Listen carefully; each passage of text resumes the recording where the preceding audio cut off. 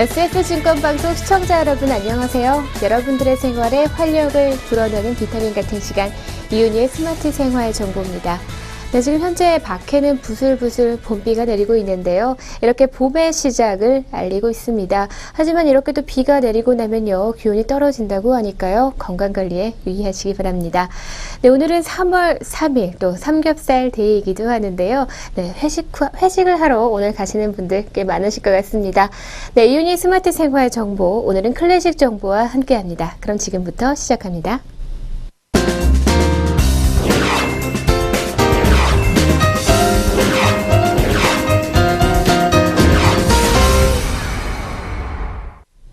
네, 계속해서 여러분들께 클래식 연대기 알려드리고 있는데요. 네, 3회에 걸쳐 고전파에 대해서 알려드렸습니다. 오늘은 그 고전파 마지막 대표 음악가죠. 루드비히 반 베토벤에 대해서 알아보는 시간 가져보도록 하겠습니다. 네, 합창 환상곡의 가사를 쓴 시인이죠. 크리스토프 쿠프너가 베토벤에게 묻습니다. 선생님의 교향곡 중에 가장 좋아하는 곡은 무엇입니까? 베토벤은 대답했습니다. 에로이카, 영웅 교향곡이라는 것인데요. 운명 교향곡일 것이라고 생각했던 쿠프너 되묻습니다. C 단조가 아니고요. 베토벤은 다시 한번 못 박습니다. 아니요, 에로이카요. 네, 오늘 베토벤의 이야기는 베토벤 교향곡 3번 영웅 교향곡과 함께 이어가도록 하겠습니다. 1805년 4월 6일 베토벤은 교향곡 제3번 영웅이 빈의 안데아빈 극장에서 초연되기 전날 밤을 맞이합니다. 베토벤은 스스로 지휘할 초연을 앞두고 큰 긴장에 빠져 있는데요. 영웅이 그가 만든 생애 최고의 역작인 만큼 베토벤의 기대는 매우 컸다고 할 수가 있습니다. 그러나 다음날 공연이 끝난 다음에는 이 교향곡에 대한 청중들의 반응은 시큰둥했는데요. 이 공연에 대해 라이프지히의 알게마인의 음악신문은 너무 어렵고 생소하고 긴 곡이다. 전체적으로 밝아지고 투명해지고 통일성이 있어야 할 것이다. 일반인들이 즐기기에는 무리가 있다고 평을 했습니다. 네, 그러나 베토벤은 실망하지 않았는데요. 끝내 한 부분도 고치지 않았습니다. 다만 이 곡의 길이에 대해서 마음에 걸린 바가 있었던 듯한데요. 네, 그도 그럴 것이 이 곡을 연주하려면 종래의 교향곡보다 2배 가까운 1시간이라는 시간이 소요되었기 때문입니다. 네, 그 때문에 베토벤은 나중에 출판된 악보에 이 교향곡은 매우 길기 때문에 연주회 전반에 연주하는 것이 좋겠다는 의견을 피력하기도 했습니다. 네, 그리고 그는 또 이렇게 말을 하기도 했는데요. 이 곡을 연주하는데 1시간 가까이 걸리는 게 사실이지만 머지않아 이 곡이 전혀 길지 않다고 느끼는 날이 올 것이다 라고 말했습니다. 네, 베토벤은 훗날 교향곡의 대명사라고 불리는 5번 운명교향곡과 교향곡의 완성이라고 칭송받는 9번 합창교향곡을 작곡했는데 왜 영웅교향곡에 더 큰 애착을 느끼고 있는 것일까요? 네, 베토벤이 영웅교향곡에 특별한 애정을 가졌던 것은 이 작품이 그만큼 역작이었음을 말해주는 것에 틀림이 없고요. 또 한편으로는 그가 평생을 몰두한 영웅이라는 주제를 가장 종합적으로 구현한 작품이었기 때문입니다. 실로 그는 많은 곡에서 영웅을 그렸는데요. 그의 영웅은 자신의 처절한 운명과 싸워야 하는 마음속의 영웅이자 또 그가 염원에 맞지 않았던 인간의 자유를 보장해주고 평등을 실현해주는 역사적인 영웅이었고 또 나아가서 진정으로 인류를 구원할 신화적인 영웅이었습니다. 이 세 종류의 영웅을 종합적으로 그렸을 뿐만이 아니라 영웅의 죽음과 부활 그리고 세상의 구원을 입체적으로 노래한 영웅 교향곡은 귀가 먼 불우한 음악가 베토벤의 운명에 대한 뜨거운 절규이기도 했습니다. 네, 그럼 악장별로 살펴보도록 하겠습니다. 먼저 1악장은요. 알레그로 콘 브리오는 소나타 형식으로 처음에는 부드럽게 시작합니다. 이어서 몰아치는 듯한 분위기를 고조시켜 나가는데요. 영웅이라는 제목에 어울리는 웅대하고 힘찬 악장입니다. 2악장 아다지오는 장송 행진곡이죠. 전쟁터에서 목숨을 잃은 용사들을 추모한다는 그런 의미를 가지고 있습니다. 나폴레옹이 죽었다는 소식을 들었을 때 베토벤은 네, 그럴 줄 알고 미리 적합한 음악을 만들었지라고 말했는데 바로 그것이 2악장입니다. 네, 그리고 이어지는 3악장은 스케르초 악장인데요. 교향곡의 스케르초 악장은 청중의 즐거움이라는 하나의 목적에 봉사하는 그런 악장입니다. 곡 전체의 분위기가 아무리 무겁고 어두워도 스케르초 학장에서만큼은 즐거움을 구사해야 하는데요. 사학장은 짧은 경과부와 푸가의 발전부를 가진 변주곡 형식으로 또 이루어져 있습니다. 처음에는 강렬한 서주로 시작을 하는데 나중에는 7개의 변주가 끝나고 나면 코다에서 이것이 다시 등장합니다. 네, 거대한 에너지를 폭발시키는 코다가 강렬한 인상을 주는 그런 악장이 바로 사악장입니다. 네, 그럼 베토벤의 교향곡 3번 영웅 교향곡 1악장 함께 들으면서 그 다음 이야기 이어가도록 하겠습니다.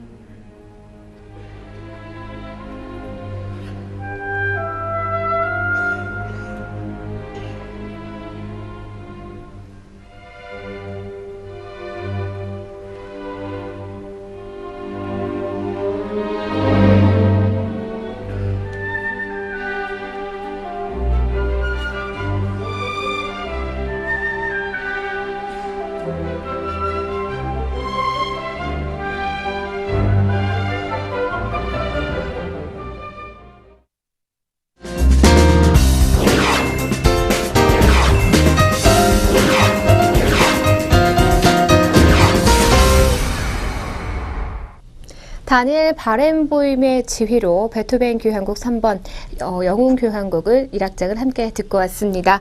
네, 13살에 작곡한 드레슬러 주제에 의한 피아노를 위한 9개의 변주곡 C단조가 최초로 출판이 되면서 베토벤의 작곡 인생은 시작이 됩니다. 천재라고 할지라도 소명의식이 없으면 평범한 사람으로 자랄 수도 있는데요. 이 소명의식을 깨워주는 것이 대체로 스승이라고 할 수가 있겠죠. 청소년 시절에 강력한 소명의식을 일깨워줄 스승이 있어야만 천재는 자신의 재능에 자부심을 갖고 더욱 정진하게 되는 것이기 때문입니다. 이 베토벤에게 소명의식을 부여한 스승은요, 크리스티안 고틀로프 네페였는데요. 이 네페는 베토벤에게 음악의 중요성과 기술뿐만이 아니라 자신이 공부한 철학을 토대로 또 인간의 정신세계에 대해서도 가르쳤다고 합니다. 네, 그리고 특히 모차르트와 하이든을 만나게 해줌으로써 이 베토벤의 음악 인생에 힘찬 엔진을 달아주기도 했다고 전해지는데요. 네, 그리고 1787년이죠. 베토벤은 빈으로 떠나게 됩니다. 네, 거기서 모차르트를 만나게 되는데요. 당시 31세의 모차르트는 최고의 전성기를 맞이하고 있었습니다. 베토벤이 피아노를 멋진 솜씨로 연주를 했는데도 모차르트는 냉담한 반응을 보였다고 하죠. 베토벤이 즉흥곡 주제를 요구하자 모차르트는 작곡 중이었던 돈 조반니의 주제 일부를 주었습니다. 베토벤의 즉흥곡을 들으면서 모차르트는 이렇게 외쳤다고 합니다. 이 젊은이를 눈여겨보라. 이 젊은이가 머지않아 세상을 향해 천둥을 울릴 날이 있을 것이다. 네, 이미 음악과 한몸이 된 베토벤이었지만 모차르트로 인해서 그의 음악에 대한 집념은 더욱 집요해지기 시작했다고 합니다. 네, 자신의 길을 발견한 이 영웅은요, 본격적으로 길을 떠나게 되죠. 1792년 11월 22세 베토벤은 당시 음악의 도시였던 빈에 정주하게 됩니다. 천재 음악가 모차르트가 활동했던 빈에서 베토벤은 모차르트를 능가하기 위한 또 위대한 음악의 세계를 펼쳐 보이고 싶어 했는데요. 그리고 그는 음악 공부는 물론이고 생활도 철저히 꾸려나갔습니다. 하이든, 요한 밥티스 쉔크, 요한 게오르그 알브레이즈 베르거, 안토니오 살리에리, 엠마누엘 알로이스 페르스터 등 스승을 모시고 음악의 여러 장르를 섭렵하기 시작합니다. 빈 시절 초기에는 많은 작품을 쓰진 않았지만 이제는 어떤 대작도 쓸 수 있을 만큼의 종합적인 실력을 갖추게 되는데요. 1796년 수첩에는 베토벤은 이렇게 적었습니다. 육신은 아무리 잔약할지라도 나의 정신은 꼭 이기고 말리라. 25살, 나도 이제는 25살이다. 인간으로서의 전 역량을 드러내야 할 나이가 된 것이다. 네, 실제 나이는 또 26살이라고 전해집니다. 네, 그러나 사실상 이 베토벤에게 시련이 이제야 찾아온 셈이었는데요. 1796년과 1800년 사이에 베토벤은 차츰차츰 청력을 잃어가고 있었다고 합니다. 최고의 음악 영웅을 꿈꾸는 이에게 음악이 사라져버린 그런 일이기도 한데요. 네, 자신의 인생이 끝나가고 있음을 알리는 것이 두려웠기 때문에 베토벤은 여러 해 동안 아무에게도 이 사실을 알리지 않았다고 합니다. 네, 그리고 1801년에 이르러서야 두 친구이죠. 의사 베겔러와 목사 아멘다에게 고백을 하게 되는데요. 네, 그는 베겔러에게 편지를 보내서 내가 얼마나 나의 존재를 저주하였는지 모르네. 플루타르코스가 나를 체념으로 인도하게 해주었다네. 그러나 가능하면 이 처절한 운명과 싸워보고 싶네 라고 말했다고 합니다. 이 시련은 그 어떤 것보다 버거운 것이었습니다. 과연 이렇게 청력을 잃고도 위대한 음악가가 될 수 있었단 말인가요? 네, 시련으로 인해서 베토벤은 영웅이라는 주제에 더욱 끌리게 됐을지도 모릅니다. 이렇게 비참한 운명에 처한 인간을 구제할 또 특별한 능력에 소유한 영웅. 이 고통 속에서 허덕이는 세상 사람들도 또 병마에 시달리는 자신도 그 영웅의 힘으로 일어설 수 있으리라는 꿈을 꾸었던 것인데요. 그 꿈 속에서 들어온 당대의 영웅은 나폴레옹 보나파르트였다고 합니다. 그가 보기에 나폴레옹은 시민의 대변인이자 또 평화의 전도사로서 폭군을 물리치고 인간의 권리를 찾아줄 공화주의자였던 것이죠. 나폴레옹을 생각하며 베토벤은 교향곡을 작곡하기 시작합니다. 보나파르트라는 제목을 붙였는데요. 네, 그러나 1804년 12월 나폴레옹이 황제에 즉위했다는 소식을 들은 베토벤은 나폴레옹에 바친다는 헌사 부분을 찢어버리게 됩니다. 그리고 나폴레옹은 영웅이 아니었다며 권력욕에 사로잡힌 평범한 인간일 뿐이라고 소리치게 되죠. 네, 베토벤은 자신이 나락으로 추락하는 것만 같았습니다. 겨우 마음을 진정한 그는 생애 최고의 대작에 영웅이라는 이름으로 나폴레옹보다는 더 큰 제목을 붙이게 됩니다. 네, 그렇게 해서 영웅 교향곡은 우리들 앞에 나타나게 된 건데요. 네, 그럼 끝으로 이 베토벤 교향곡 3번 영웅의 사악장 들으면서 베토벤 이야기는 여기에서 마치도록 하고요. 저는 계속해서 오늘의 스톡으로 이어가도록 하겠습니다.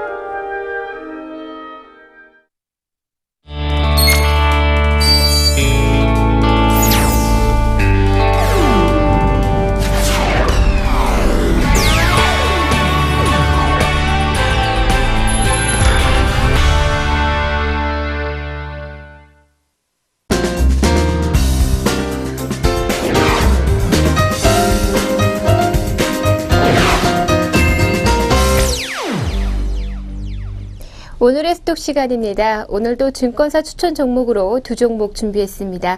첫 번째 종목은요, 삼성증권에서 추천한 삼성 SDI입니다. 종목 번호는 006400입니다. 갤럭시 S6의 출시로 소형 전지 실적 개선이 되고 있고요. 또 반도체 소재 관련 매출 성장세가 전망이 되고 있습니다. 중국의 전기차 보급 정책과 글로벌 배터리팩 업체 인수로 성장세가 강화되고 있습니다. 삼성 SDI는 제일모직과 합병 후에 소형 전지와 자동차 전지 등을 생산 판매하는 에너지 솔루션 사업 부문과 케미칼 사업 부문, 그리고 반도체와 디스플레이 소재 등을 생산 판매하는 사업 부문으로 조직을 재편했는데요. 에너지 솔루션 분야의 매출 비중은 전체 69%를 차지하고 있고, 케미컬은 20%, 그리고 전자재료 부문이 11%를 차지하고 있습니다. 네, 다음 두 번째 종목입니다. 마찬가지로 삼성증권에서 추천한 신세계푸드입니다. 종목 번호는 031440입니다.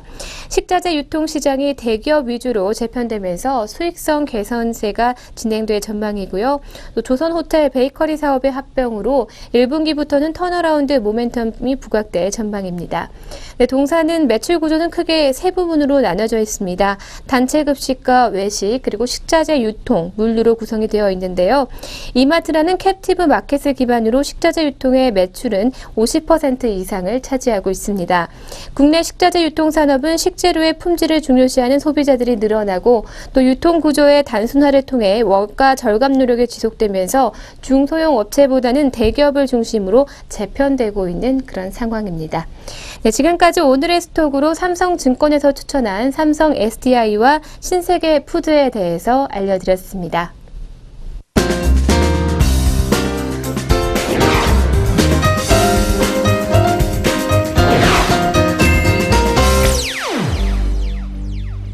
여러분들에게 즐거움과 재미, 그리고 감동을 드리는 시간이죠. 오늘의 펀앤필입니다. 네, 오늘은요, 재미있는 광고 영상 함께 보여드릴 텐데요. 그럼 감상하시고 함께 웃으시길 바랍니다.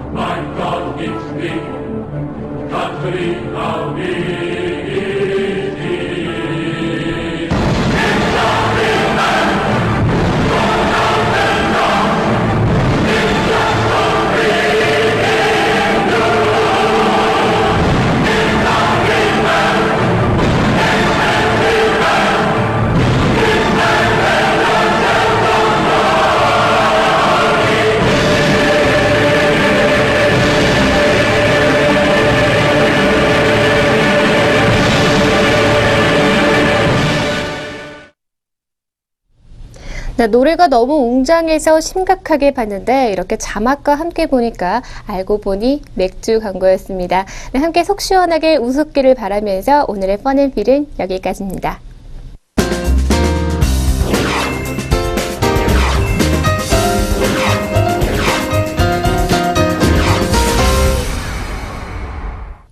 네, 학생들에게는 이제 개강과 또 개학이 있겠다. 오늘은 또 3월 3일, 3이 두 번 겹치는 삼겹살 데이겠다. 회식 자리로 오늘 삼겹살 먹으러 많이 가실 것 같은데요. 또 황사의 미세먼지에는 삼겹살이 좋다는 속설이 있습니다. 하지만 실질적으로는 좋지는 않고요. 마늘과 해조류, 그리고 미나리 등이 여러분들의 중금속을 해독하는 데 좋다고 합니다. 여러분들의 건강도 챙기면서 즐거운 하루 보내시길 바랍니다. 오늘 준비한 내용 여기까지고요. 저는 내일 이 시간 더욱 알차고 즐거운 내용으로 여러분들과 함께 하도록 하겠습니다. 시청해주신 여러분 고맙습니다.